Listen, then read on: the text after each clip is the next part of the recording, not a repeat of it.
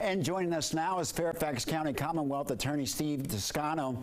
Thank you for joining us and welcome to Capitol Review. We have a lot to cover. Let's get right to it. You recently issued an opinion that really expressed concerns about Governor Youngkin's policies for transgender students. And you said that it makes Virginia students less safe. Why?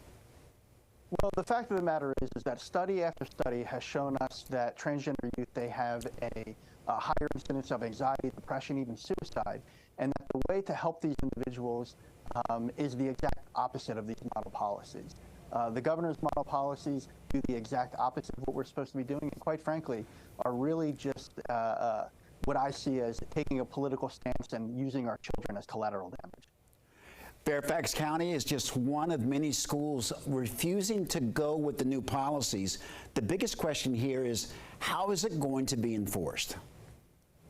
Well, look, it's not my role to be the attorney for the schools or to think about that, but as somebody whose job as the prosecutor is to keep our community safe, I know that keeping our community safe means keeping our community healthy. And one of the ways that we keep our communities healthy is by treating the most vulnerable in our community the right way. And right now, if you are a trans youth, you are turning on the TV every day and seeing your governor, your attorney general, your entire state government seemingly against you. And that's not good for safety. Talk a little bit about, it just seems like when you have topics like this, it becomes political. And those that are impacted the most are the students and teachers in a school system. How do you run interference on that? Well, look, you know, unfortunately, I think the governor has made this political. And, you know, I think that's wrong. And in my role, I have a microphone, and I want everybody in my community to know that I'm standing up for them and that we are trying to shine a light on what's going wrong here. And look, quite frankly, I have a daughter who's in Fairfax County Public Schools, and I want to know that every day she goes to school, and that school and her teachers, they prioritize her well-being over anything else. And I applaud Fairfax County Public Schools for doing that and ignoring these model policies that would do quite the opposite. How would you say, Mr. Descano, how would you respond to those who say that you may be taking a political stance? Look, there is, I would say what I'm doing is not political. I'm just trying to stand up for the members of my community. Again, my job is to keep us safe.